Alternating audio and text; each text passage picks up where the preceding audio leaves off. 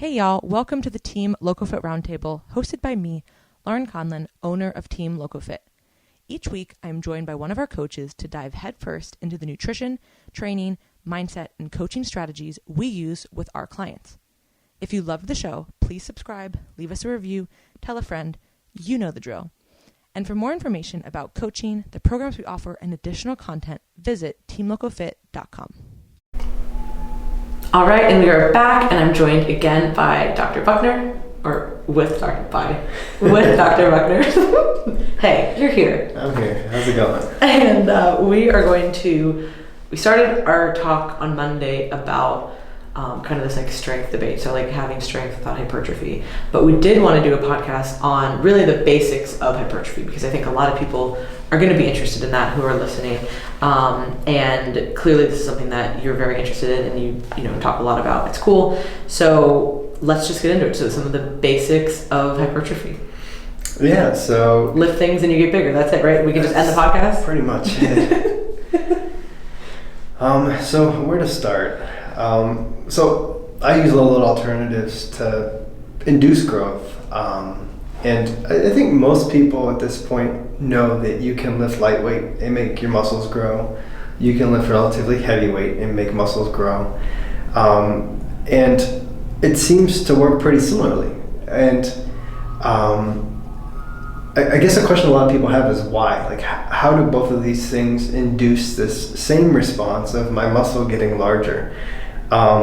And the way I teach it comes down to mechanical stimuli. So when you're lifting a weight, you have this mechanical stimulus and it's putting stress on your muscle. If you lift a heavy weight, you can't do that many reps, right? But it fatigues your muscle. If you lift a lighter weight, you can do more reps and it takes more reps to fatigue your muscle. Now, when you lift a light weight, there's less mechanical component. And what a lot of people might have heard is there's more of a metabolic component. And some people even refer to it, I think, as metabolic training. Mm-hmm. I don't know if that's still a term that is used.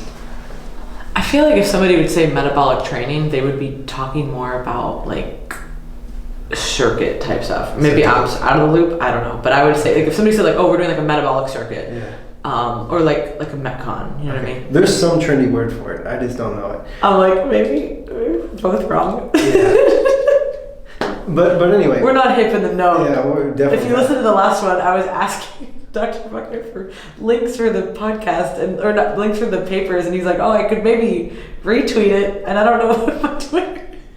So clearly we are not in the know with the fancy words. I know how to use my computer. Thankfully. That's about it. But yeah, I think like metabolic training would be more like high stimulant, like low rest. You could like get a pump. Yeah. So you employ shorter rest periods. You lift lighter weight. You do we more just made reps. up a new thing. But the idea here is you're relying less on that mechanical component because it's obviously less. And what we think is, when you contract, you produce metabolites. There's metabolic byproducts for the energy production to contract your muscle. And with low load training, it seems that we increase these in the blood and we fatigue the muscle, right? So we fatigue it through different ways, but reach the same endpoint, which is activating the bulk of the muscle involved in that movement, such that we activate these proteins that tell the muscle to grow. And I guess in the simplest sense. And as long as we're training, what I always say is to or near failure, you can't be too far away from it. Mm-hmm. You don't necessarily have to go all the way to failure. But as long as you're reaching somewhere close to it, you can have a decent bit of confidence that you've activated the majority of the muscle involved in that movement. Mm-hmm. There was a study that came out, I think it was 2019, and a lot of people have relied on EMG data to inform us about activation of the muscle during low load training or lifting lightweight, and high load training or lifting heavyweight. And the EMG stuff doesn't always tell a perfect story. Mm-hmm. So a study by Morton and colleagues, they looked at glycogen depletion. So we have glycogen in our fibers, and we use it for ATP. And what they found is that glycogen was depleted similarly if in type 1 and type 2 muscle fibers. So type 2 you would typically associate with lifting that more heavy weight. Mm-hmm. And so the glycogen was depleted. I can't relate, but yeah. Just all type 1.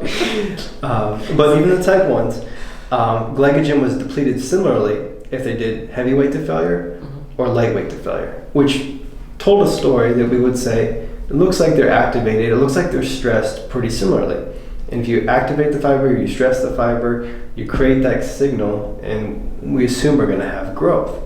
So there's a pretty large range of weights we can use, and they all seem to be fairly effective. One question I was interested in is how low can we go? I don't know why we would. It was more mechanistically interesting to me. But we did a study with 15% of 1RM, which is incredibly light. And 3 pound dumbbells. Oh yeah, 3 pound dumbbells. In some cases. Yeah, probably. Literally, like, because I'm trying to think, like you guys obviously do a lot of bicep research, because for anybody listening who's like, well, why the hell are you studying bicep curls? Understanding how in science you have to try and show, like, you have to be very repeatable with your measures. Yeah. So it's a lot easier to study a bicep than, a bicep curl is easier to study than a full squat. Yeah. And then even just a bicep is easier to study than a larger muscle, right? Mm-hmm. The more simple the movement and the less muscles involved in that movement, the easier it is to examine what's happening and what you're inducing with different things. And there's also better muscles for the B-mode ultrasound, right? Like, or easier muscles. Well, I would say that I've imaged the bicep probably more than any other muscle that I've imaged. So that's the muscle I'm the most comfortable. I have the best reliability. And what that simply means is I'm better at detecting small changes in the bicep than I probably am at detecting small changes in different muscle groups. Because the more you practice, the better you are, the better your measurement is. So I know my error with the bicep very well, and with the quadriceps muscles. But in this particular example, and we actually did 15% in the upper body, and we did in the knee extension, and we actually got different results.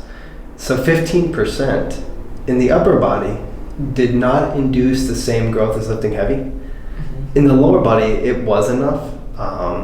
And it probably has to do with the machine we used, and we were able to fatigue people in a knee extension. Like, they were doing 90 reps per set, if you can imagine. Oh my God. It was not fun.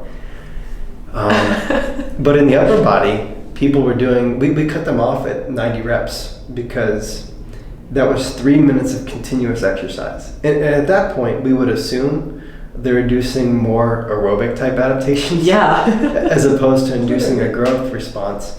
And we would also assume they're probably not going to fatigue.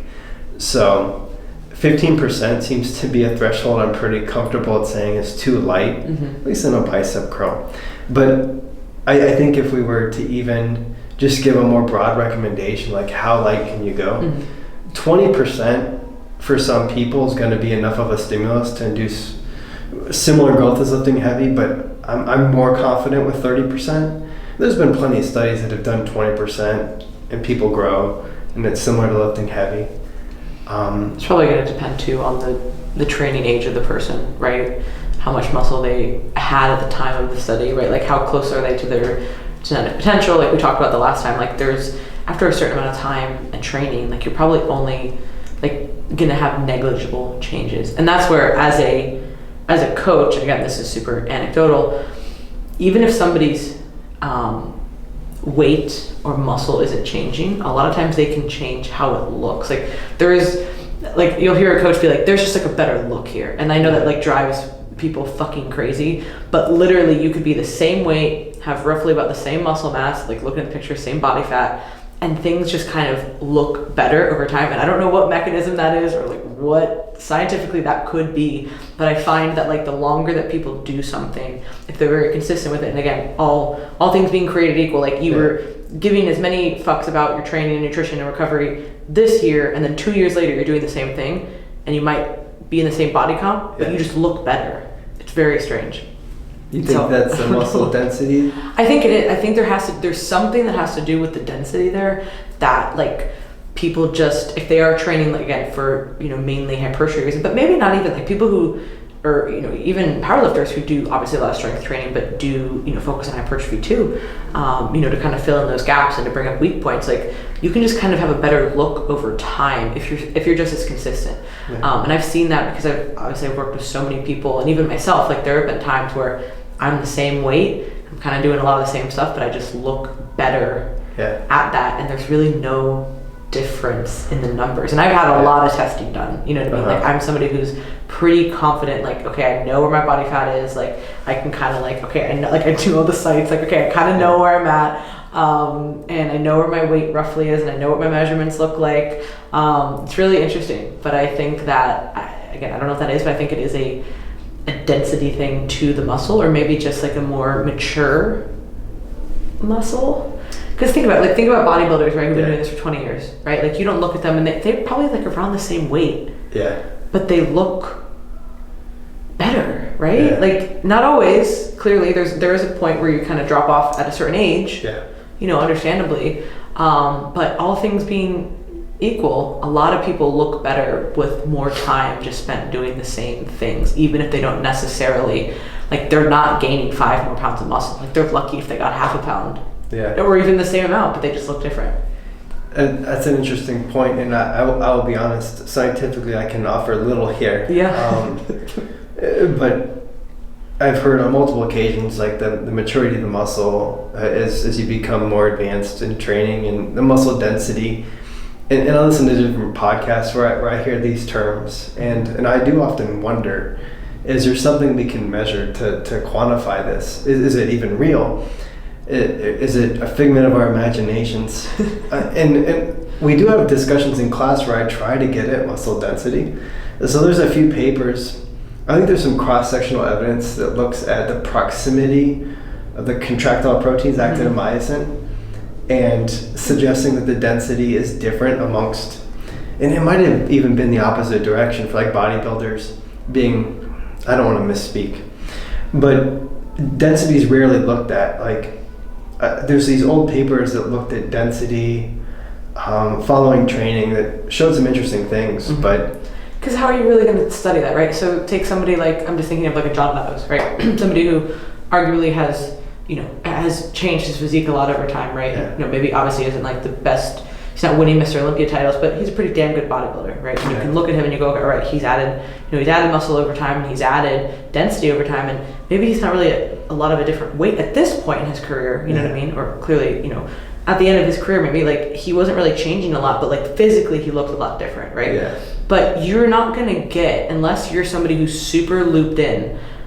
with a researcher and a lab and all this access, like, unless he was saying, hey, at the start of my lifting career, I'm going to be at this one lab and we're going to take some muscle biopsies, we're going to do all this cross-sectional area stuff, and then, okay, in 20 years, like, I'm going to check in every year for the next 20 years. Like, it's just, the way that research works, it's just so hard to do that type of research, to see those changes, because you don't have anything to base it off of. You could biopsy John Meadows, and you could do ultrasounds on John Meadows now, but we don't know what he used to be, so there's not we wouldn't really have the starting point. We just it's not really useful. Now we could ask him all of his measurements. Okay, how, do you have all this data? Of course he's had his like weight data and probably certain body part measurement data, but we don't have all the other ins and outs, and that's where it is hard to combine science with application, you know what I mean, or coaching or industry, whatever you want to call it, because it's like, it's literally impossible, because who is going to do that? Or people always say, oh, why don't we study bodybuilders more? And now, clearly, I would say the USF's lab is trying really, really hard to study like these very niche things, but it's still a certain level. Like, there's only going to be certain people who are coming in. There's only going to be certain people who are going to be able to be there for a certain amount of time. Like, even me, if I decided to go back and do a bodybuilding show again, if I was going to compete again, I would be like, hey, we're going to do this whole cool case study. We're going to follow everything, because we've done that, before with Campbell. It would be cool to do, like, check like muscle and stuff, right? But I'm not having anybody change my numbers. Like, I'm directing this, right? It would be a case study. It's not going to be like a, hey, 20 top IFBB pros are going to let researcher dictate their prep. Like, no one is doing that for a good reason, right? Because like, it would be really hard. Well, I think their window of that career is limited, right? You reach your prime. I think the percentage of the population that's at that level is so small. Yeah. There's so many limitations. There's so many limitations to what we can do in a 8, 10, 12 week study. With the types of people we're able to get. They have to be obviously coming to Tampa, getting them. So it's just really, really hard to get that kind of research done. But so I don't know if we're ever going to have that answer, but I do think that it's a real thing that I've seen as a coach. I've seen with myself personally, when I was really dedicated to all that, like the look was just very different, even though a lot of things, things were progressing, but it wasn't that different. I don't know. Yeah. I'll just speak a little to it, a little to this point, and then we can move on before I misspeak. But the stuff I've looked at would actually just compare across species at the density of actin and myosin. And there's these differences across species, and maybe there's some cross-sectional data that would suggest it can change a little bit with training. I don't know, and I would wonder how much that density or that proximity of actin and myosin can change with training. Mm-hmm. Maybe there's something there, but it's something I like talking about in class and with the students is because a lot of them are competitors or just in the industry where you always hear about muscle maturity, density. Mm-hmm. They talk about the granity muscle, all these things, the things that science doesn't quantify, right? So I do think that's interesting. And unfortunately, how grainy are you? Yeah, grainy muscle. But unfortunately, I don't have good answers as to why we believe that you can reach this muscle maturity over time and what it actually is. Yeah, what quantified it. Yeah. So tangent again. That's just how we are. So more hypertrophy basics. So other stuff to do besides. Yeah. So. I like to think about programming and how we should structure things to maximize muscle growth. And I have, I don't know, it's controversial, but I tend to have somewhat different thinking. And that a lot of times I think we're taught or told that variation is essential to maximize your growth over time. Right? Meaning... confuse the muscle. Gotta confuse it, right? Yeah. And it's funny because science was the anti-muscle confusion, right? But it's almost come full circle to confusion again. And it's very interesting to me because when we know this wide range of things induces growth, mm-hmm. right? I think that then allows us to use these in whichever way we want that we find the best for us to manage.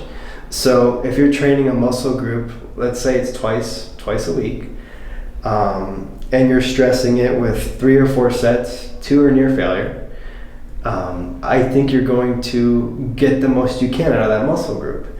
Now, what a lot of people seem to suggest is that maybe on Monday you did an 8 RM, therefore on the next time you train you should be at a 12 RM, or this idea, and I think a lot of people have this thinking that we need to do something different on Monday, Wednesday, Friday as far as our rep scheme goes. Yeah. And I think there's benefits that, again, psychologically, I think it's maybe more fun, mm-hmm. but I don't see a physiological rationale as to why we would need to change it, mm-hmm. if that makes sense. Yeah, no, I think that a lot of the reasons that people want to confuse the muscle or what that really means is I want to have a different training program or I want to do something different today. I think a lot of that comes down to the psychological aspect of it, because in reality, if you were to ask somebody who's been training for 10, 15, 20 years, whatever, like what's the best thing that you ever did? And I would argue anybody who, is well versed in this area would be like, just do the same thing for like a lot of years and you're going to get better. Like try to avoid injury as much as possible. Try to avoid these like long periods of time that you have to take off. But kind of do a lot of the same stuff over and over again. And that's what people don't want to hear. Like training, especially training for hypertrophy, is fucking boring. Yeah. But it works. Like, do you know what I mean? You can do it a lot of different ways, but you have to just be really consistent. And I think that a lot of people really want to get like super crazy with stuff, or because they're kind of bored, you know, they want to, I saw this crazy exercise, or I want to do this, or I saw this person doing this kind of a split or whatever. It's like, okay, well that could work, you know what I mean? But like, if this is working, like we should probably ride this out and like squeeze as much out of this as we can. Yeah. And then when it finally isn't working anymore, whether it's physiologically or psychologically, then we can adapt. Obviously the one thing I would say is change can be good, but this could be movement related, and this could also be weight related to avoid injury. Yeah. And I'm somebody who's incredibly injury prone. Like I've had almost every injury you can think of, just mostly these like chronic overuse injuries. And a lot of it just comes from doing the same thing over and over and over again. So, you know, for me, it helps to change things. Like, you know, obviously squat is a great movement, right? For a lot of different reasons.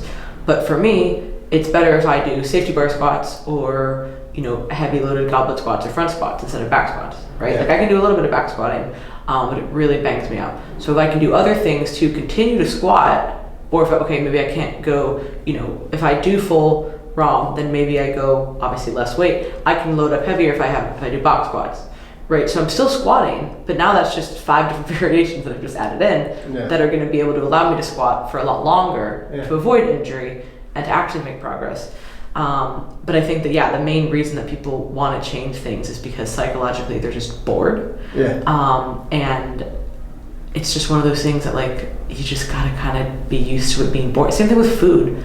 People like always want to switch up their food. It's like, dude, you know, like to some degree, like you can't eat, if you eat the same thing every day, every meal, you're going to develop some like gut issues, you know what I mean? Because your body's used to like these 5 foods and then you have everything else and it like goes crazy, right? But you don't need to be changing stuff all the time. Like eat the main basics that you like and then add in a few different things for variety. But just it's going to be kind of boring, you know what I mean? Like chicken and rice is chicken and rice. Season it differently, add a different vegetable, like maybe put some herbs, like, you know what I mean? But like you can't just expect that whole composition change. Like, I'm sorry, this doesn't taste like a cheeseburger with fries. It's not going to, you know what I mean? So we kind of got to like find a way that we can make it more palatable while still, this fits our goals. Same thing with squatting. Like maybe you're getting bored of doing squats. Well, try a different bar, try a different setup, add a box, or go full romp, do pauses. There's fun ways to make it, you can still progress with hypertrophy, but you're still doing a squat. One technique that everyone assumes I use blood flow restriction because I study it, and I hardly ever use it. Partly because people look at you funny if you bring cuffs in the gym, and partly because I just don't remember to bring that equipment. But this is again something I share with my students is I have a hard time fatiguing my triceps. Like I feel like I can do exercise all day long. Maybe it's from dips from gymnastics. I don't know. But for me, I'm like, hell no. That's one of the instances where I love BFR because I put BFR on 3 or 4 sets. They're completely fatigued and I'm happy with what I achieved, and I'm not doing so much exercise to try to achieve that same thing. So there's some instances where I think I'm clever, right?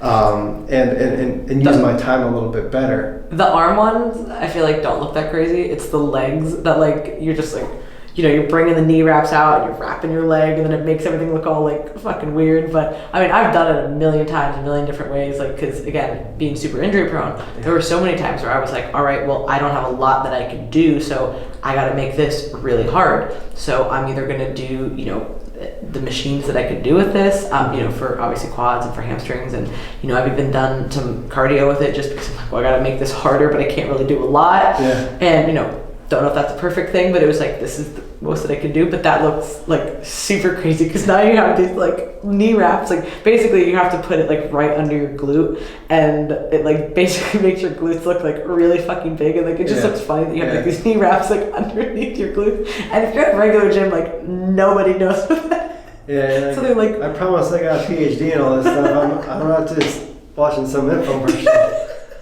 That's what it feels like, and people are just like, wait, the knee wraps go on your knees, not under your glutes. So definitely, if you do that, you're gonna get some weird looks. Just expect it. I feel like the arm ones, because I'll use, you know, like the tourniquet, not the tourniquet, but like the quick release little clips. Yeah, those like you can almost hide them under your shirt. Yeah, you're kind of like, oh, nobody really like knows what's going on here, but like the leg ones, super aggressive. yeah, it's hard to conceal those ones. Yeah. Unless you wear like a parka to the gym. I mean, cover it, which then also looks super weird. So, so again, that's a perfect example. You personally struggle with fatiguing your triceps. Okay, well, I still want them to grow. What do I need to do? I need to get a little creative. But for maybe other muscle groups, you kind of just do basic stuff, and it works. If you have exercises and you feel the muscle really well, I would stick to those exercises. Yes. Because ultimately, if you feel like you're fatiguing it, if the muscle feels, can you say muscle feels exhausted? Sometimes muscle can feel exhausted. Yeah. Then I think you could have a fair bit of confidence that you've done a stimulus that's going to induce growth. I think a lot of times people get so, they overthink training. Mm-hmm. Right, and honestly, I think the scientific literature overthinks training at times too. When you read papers and they're comparing like this rest period to this rest period, right? I'll give this as an example. You can use shorter rest periods. You're going to do less reps, which means you're going to fatigue the muscle more quickly. That's taking advantage of metabolites, mm-hmm. right? So you could employ short rest periods and do less reps and use the metabolic response to induce fatigue, or you could rest longer, do more reps to reach the same endpoint, because the endpoint's always going to be the same. You're trying to activate the muscle, stress the muscle, fatigue the muscle. But I think sometimes we're chasing things, right? And we're thinking some different manipulation of things is going to lead to something different, but most of the time it leads to the same thing. Mm-hmm. 9 times out of 10, and that's really interesting to me. That just we overcomplicate training constantly. Yeah, especially when it comes to growth. Okay, so after a short commercial break, which really was the podcast equipment dying and going to my office to find the door to be locked, and then having to find somebody to open that for us. Anyways, it was a whole little fiasco. So we are back and we're going to continue the conversation on hypertrophy. And what I was saying before the podcast died, it literally said like goodbye, was talking about body type differences. And we were saying, picking an exercise or exercises that work really well for you. Yeah. And so let's say, take somebody my size, right? Like, I'm a certain height and I have very long legs. Put me with somebody, or compare that to somebody who maybe is shorter than me or has very short legs. We might feel certain exercises differently, right? So perfect example, I love hip thrust. So a hip thrust, for everybody who knows to delineate it, it's going to be the barbell in your lap and you're going to be doing a bridging, thrusting motion. But the hip thrust, you have your back on a pad. Whereas the glute bridge, you're going to have your back completely flat. I do not like glute bridges. I don't feel them. I don't feel like I can load them effectively. I don't feel like I have a good range of motion. I've tried them a million different ways. They're just not really my favorite. Now, maybe if I gotta switch it up because I'm bored and I don't have a lot of equipment and I'm doing body weight, like maybe that's different. But I would much rather consistently load a hip thrust. We have tons of clients who would rather do glute bridges. So it's like, who am I to say you shouldn't do a glute bridge and I should, you should do a hip thrust or vice versa, right? Like it's like, okay, the end goal is we're focusing mostly here on glute hypertrophy. Yeah. Why don't we do which one feels better for us? Yeah, I think that makes a lot of sense. And there's the Schoenfeld paper on like if you focus on external or internal cues, right? So like the mind muscle connection. Yeah. So if you focus on the muscle and squeeze it, it might, and I know like the difference is huge, but I think in the study it was at least significant, where when they focused internally on the muscle, they got a little bit more growth in the group that didn't. So I think there's something to feeling the movement and having a good muscle mind connection through a movement. Mm-hmm. And if you're looking to maximize growth, I think rather than feeling obligated to do certain exercises, because that's what everybody does, mm-hmm. You're probably better off if you're picking exercises where you do feel like you have that mind-muscle connection, where you do feel that you're able to fatigue your muscle and really stress it in a way that's going to induce that response. Now, but of course, like we said, to some point, there is validity to changing something based, psychologically, changing it up, or from an injury perspective, okay, we've been doing the same exact movement pattern for like weeks and weeks and weeks, like you might need to make some kind of adjustments. And sometimes all you need is a tiny adjustment. You know, you could go from, hey, you know, maybe barbell hip thrusts are my favorite, but I'm going to do a single leg, you know, glute bridge. And that's not going to be exactly the same, but it's going to be this next thing that I do for a few weeks. And then I can always go back to the other thing. So there is validity in change and stuff. Like we're not trying to say like do the same exact workout every day for the rest of your life, obviously. But to your point, too many people try and like exercise or program hop, right? And then they never really see any kind of progress because they're always just kind of like trying new things and not really like getting into that groove. Yeah, and I do think, so I think it's James Steele and colleagues have done some work looking at variation of exercise. So different exercises are obviously going to hit muscles in slightly different ways. So in muscle growth, across a muscle belly is not homogeneous. So the growth you get at the top of your bicep isn't necessarily the same growth that you're getting at the middle or distal portions. So having a variety of exercises is sometimes going to be beneficial for seeing growth at maybe different parts of the muscle. So I think variation of exercise can be really beneficial to stress the muscle in different ways. And then within that, variation of the load you're lifting on the exercises that you choose might be less important and more to preference, right? So variation of exercise, good. Do you need to do something different every time you train? Probably not, but you're going to want some variety in there. And then what you choose as far as your load, how heavy is it, how light is it? Maybe you prefer a light day and a heavy day, right? Maybe psychologically you find that more fun. You get yourself amped up for your day where you're lifting really heavy. Maybe the day where you lift lighter, you have different stuff going on at work. And you know, I think it has its place, but I think you have the freedom to choose the loads that you prefer, and then variety in exercise is going to be beneficial. When you're training for hypertrophy. Hypertrophy. Yes. If you have a strength goal or you have a very specific performance goal, that's where obviously it differs. But really, a lot of things are going to stick when we're talking about hypertrophy, which is cool. You know, which is I think why you don't really see uniform training with bodybuilding or anybody who's focusing on that type of like look. And I think that there is some validity to periodizing stuff and making things congruent and focusing on specific things, and like a lot, pretty much it always feels like almost every other sport or every other like athletic endeavor has like specific types of exercises, and like everybody kind of programs a certain way. And then you see people who do bodybuilding or like physique stuff, and it's just like, yeah, we do kind of whatever. There's of course things that are consistent with it, but there's a lot of variation because people are just finding all these little things, and I think it really just speaks to in a very dumbed down way, it speaks to the body of literature that's like you can get hypertrophy with a lot of different things. And I think that it's cool that you guys are testing those limits, and it's kind of like Campbell when we've come on and he's talked about a lot of the diet research, like, or the protein research or whatever it is. Like, we have to test those hard limits because it's like, okay, there's a lot of variation in between, but we really need to see differences in like what is the lowest and like what is the highest. Like if we have protein this low or we have protein this high, are we going to see differences? Because you're not going to see a difference if it's this little tiny change. But we want to see, okay, what is too low and what is maybe unnecessary. It doesn't mean that's necessarily too high. I guess there's always too high, right? There's always too much. But there's less detriments with high protein, more detriments with low protein. So how low is low, and then how high is really negligible at that point. So I think the same goes for training research, where it's like, all right, where is this low? Like, what do we have to at least do here?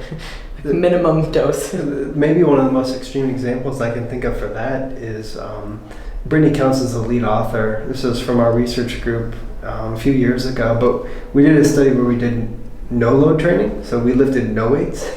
And if you went in the gym and did this, you would probably look ridiculous, but we just had people do 4 sets of 20, flex your arm as hard as you can up and down. I was like, what do you mean no load? Okay. So there's no weight, but internally you're squeezing as hard as you can through the full range of motion. So it's maximal effort, no external weight, and that induced similar growth as 70% of 1 RM. So that shows that you can remove the external stimulus as long as you have that internal stimulus. you can have growth. And obviously that's an extreme example. That's only going to work for so long. Everybody who's listening, like, don't just, do that forever. But I'm not suggesting it. Yeah. But if you're on vacation and your family's like Exactly. giving you a hard time about going to the gym, when I was on my job interview, I didn't know about training in my hotel room. There was no gym. And I wanted to do something. Mhm. 4 sets of that's just like doing 4 sets of bicep curls. Mhm. So again, I don't say that to say this is what we need to be doing, everybody.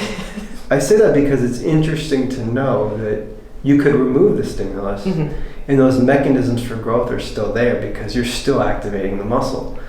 And it's easier to put a 30-pound dumbbell and just focus on overcoming that than it is to squeeze as hard as you can. Yeah. I think mentally... That's really mentally taxing. Yeah, and we actually put electrodes on, and we said get the largest spike in that activity that you can.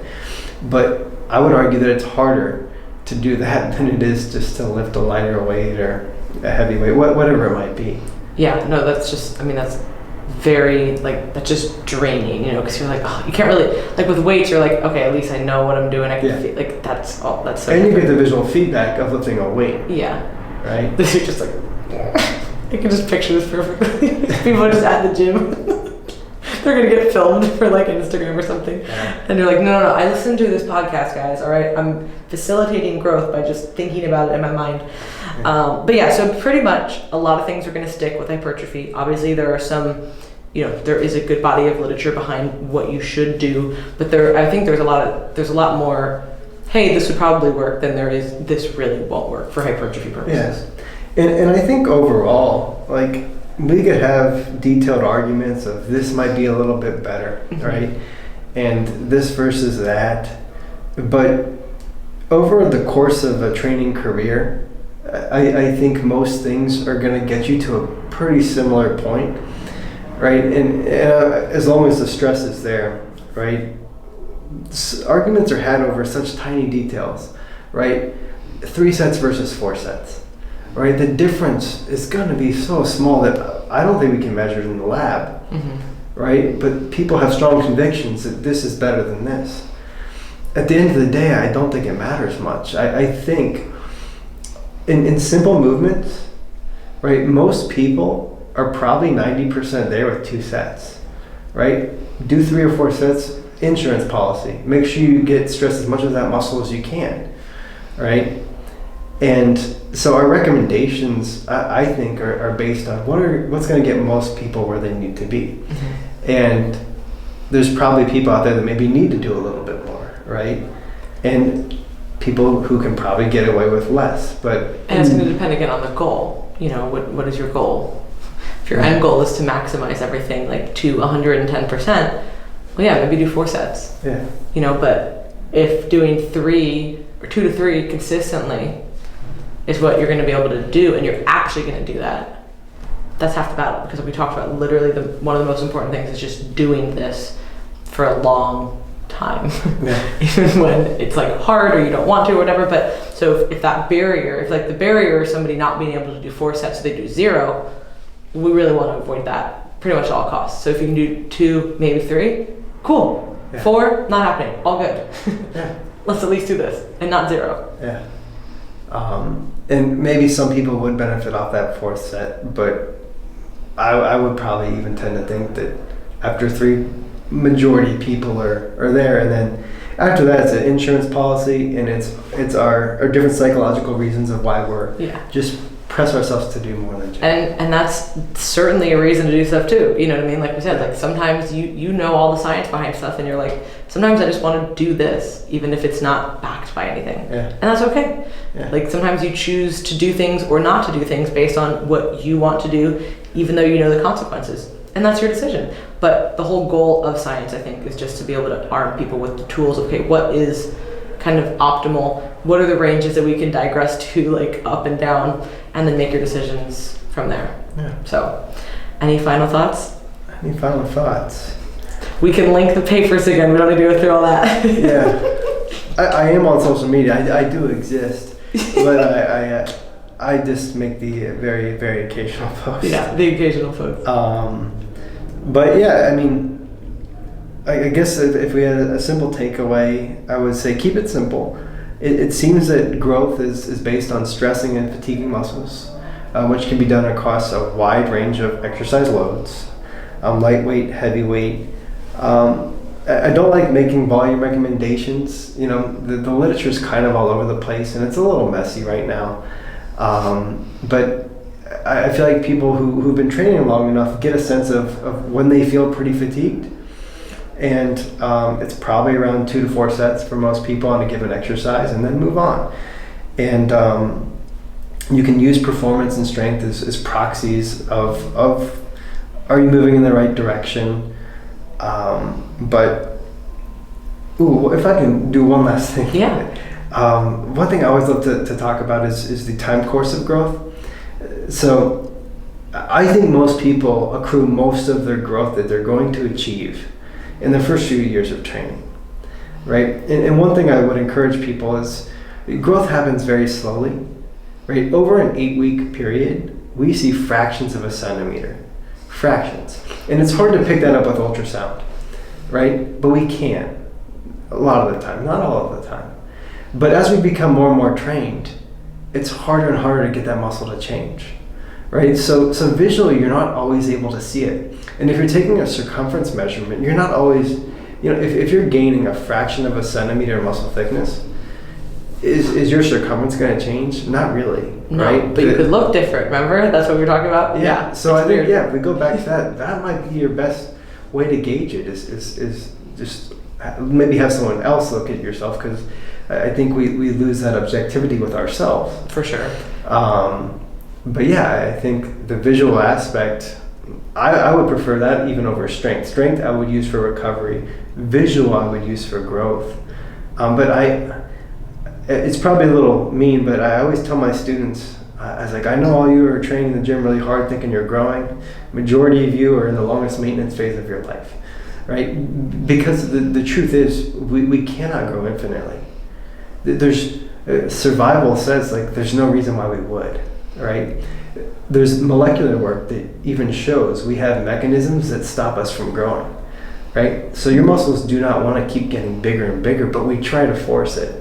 So at some point in your lifting career, you're going to reach the point where you're struggling to gain a little bit of muscle. And if you have, maybe you just altered your body composition and convinced yourself you have, which is okay.